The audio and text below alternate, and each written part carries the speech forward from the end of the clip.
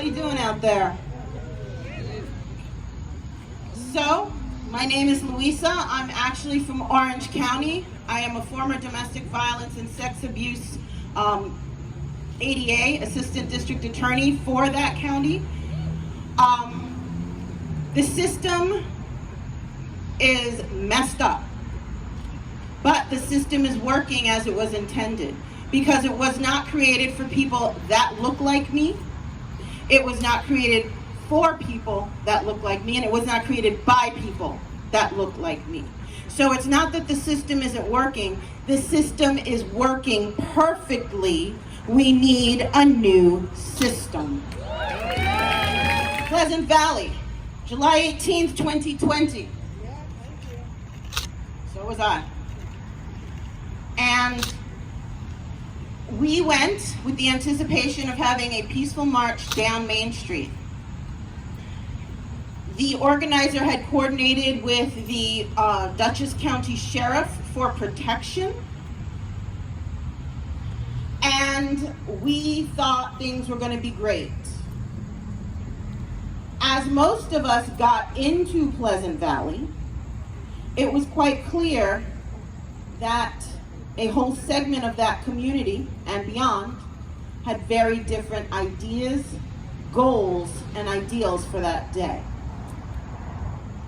Driving through Pleasant Valley on each side, we were confronted by Trump 2020, Blue Lives Matter, All Lives Matter. You might as well just say you're racist.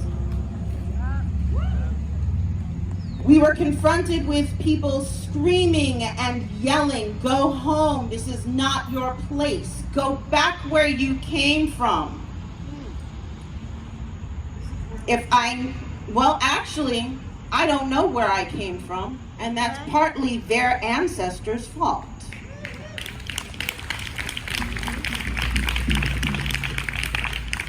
So, as we convened, we had a really uplifting hour or so of speeches where people sat like you, although it was a lot hotter that day. And then we gathered to march. And within yards of leaving that baseball field, we were confronted, not only on both sides, but in the middle of our marching on the yellow line, were people unmasked confronting us. One actually was a Dutchess County legislator, yelling, "All lives matter," in our faces. They wove in and out of us with flags that would hit protesters in the head and the face. They spit on us. They threw water bottles at us. I'm going to use a word nobody here likes, but I'm going to use it. A 12-year-old child was called a filthy nigger by a grown woman and slapped in the face so she lost her balance, fell to the ground, and injured her wrists. Where were the sheriffs, you ask? Thank you for asking. They were watching it happen. They were watching it happen. We had peacekeepers, people in yellow vests, bright yellow, could not mistake them. That color does not occur in nature. They had to physically place their bodies between, I'm not going to call them counter-protesters, I'm just going to call them racist. It saves time. They put their bodies between racists and black women, who they went after. And many of our peacekeepers got injured protecting black bodies. Where were the sheriffs, you ask? They were watching. We continued to march. People were pushed. We had observers who were just there to observe. They were knocked out of the way so that these racists could get to black bodies. And what were the sheriffs doing? They watched. A grown man punched a woman in the nose and broke it in 2 places. She was bleeding profusely from her nose. She went up to a sheriff officer, deputy, and said, "I just got punched. I can identify the person." The sheriff deputy said, "Keep it moving."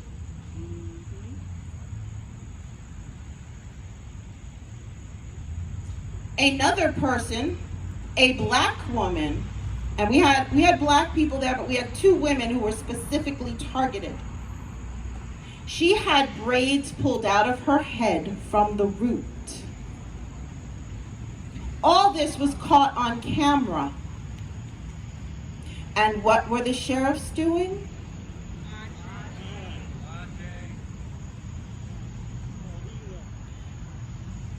We asked after the march and after the terror for some arrests to be made, because we had people there and we had the victims and we had perpetrators. We were told, "Come back another time." One of the things I did forget is after that woman was punched in the nose and it was broken in two places, a sheriff's deputy on an ATV fist bumped the guy in solidarity. And what were the other sheriffs doing? We have had to organize ourselves to go to the troopers, because I trust the sheriff's department of Dutchess County as far as I can throw them collectively. And we have gotten charges filed against those people that committed these acts. So imagine the irony of these Blue Lives Matter people being handcuffed by these blue lives. But the sheriff's department refused to do anything. We had to then organize a letter writing campaign to demand accountability. And they were held accountable by the legislators. However, they brought up the fact that the letter that we used was a form letter, because they said you can't do criminal complaints that way. I know. It wasn't the intent. The intent was to get your asses in front of people to explain what the hell you were doing that day, and we accomplished that.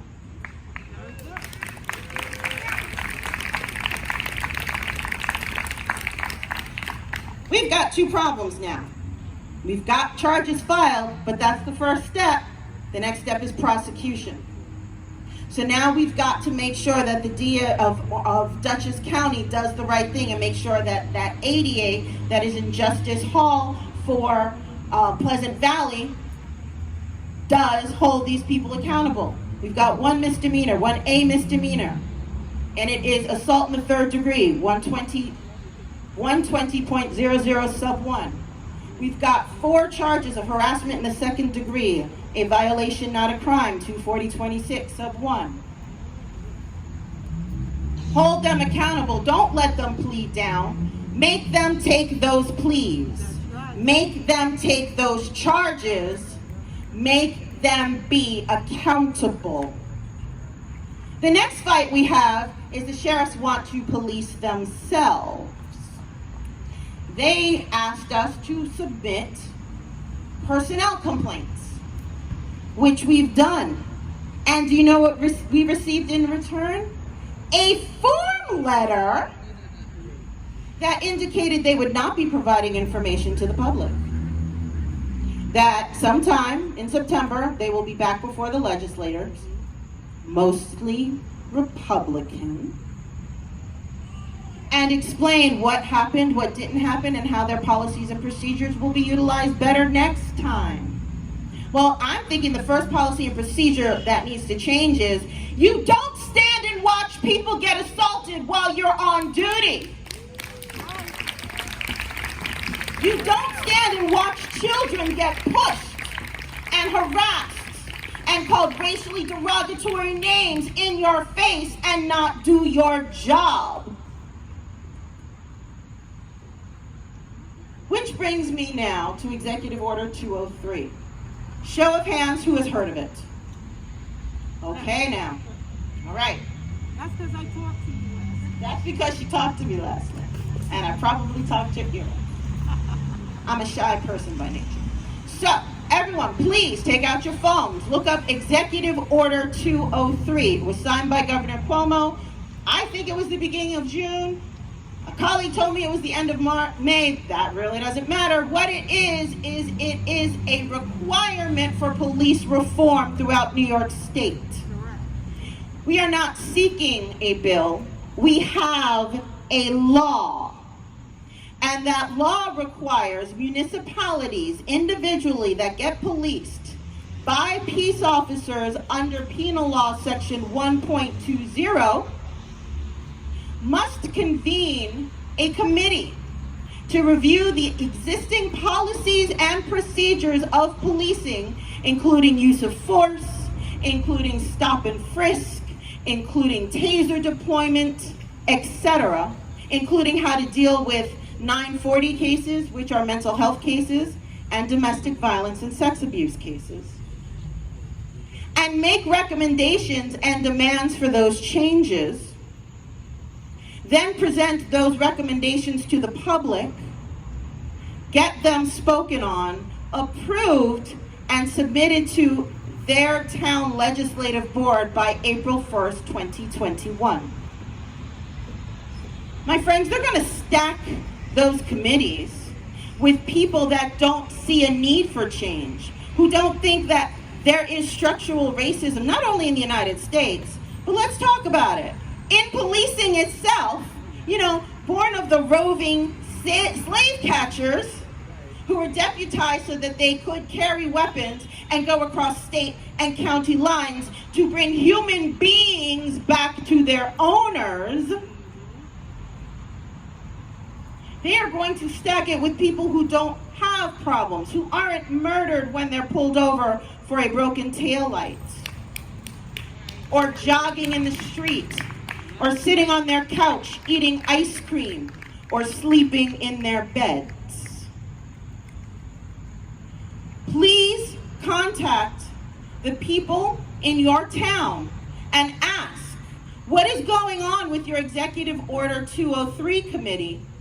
And you don't ask, how do I get involved? You demand to get involved, because we've been asking for 401 years to please treat us like humans. I'm done asking, and I'm going to demand you allow me to be part of this change that keeps killing me. But we need you to do the same thing. We need a champion or two in every single board who's going to stand up and go, no, that's not okay. No, that needs to be looked at. I would like to see the history of all disciplinary records of each and every police officer in this force for the past 5 years, including complaints that were never acted on, and including internal memos where you all talk about each other in-house. That's what we need you to do. We've walked, we've marched, we've bled, we've cried, we've kneeled, we've stood, we've sung, we've danced. If you all don't get involved, what the hell was it all for?